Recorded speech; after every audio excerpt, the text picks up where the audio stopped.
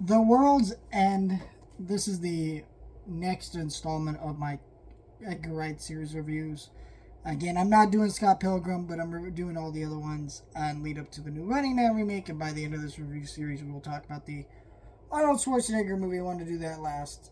Um, this one is a kind of its own beast because Shaun of the Dead and Hot Fuzz, I think, are obvious classics, but you don't hear a lot about The World's End. And I thought it was at World's End, but apparently it's just World's End. I don't know why. But I haven't really rewatched this movie that often. This is not the longest movie in this trilogy, but it feels the longest. This movie is dealing with the end of the world stuff and all this other stuff going on in this movie. And it's the most plot focused movie out of this trilogy. The comedy is still there. I mean, you got Nick Frost and Simon Pegg, right, still in this one, doing their thing that they do, and you still get that, talent of Edgar Wright as the director. But when you watch this movie, it feels overstuffed, over bloated, very chaotic.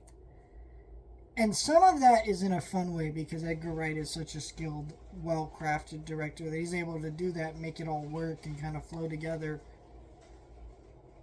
But it's easy to see why this one is the least memorable of this trilogy because it's not very rewatchable and it's not very fun overall because it's so overstuffed and overbloated. It doesn't necessarily make it a bad movie. I do think there's a lot to appreciate. If you like the previous films, you're going to get some enjoyment here.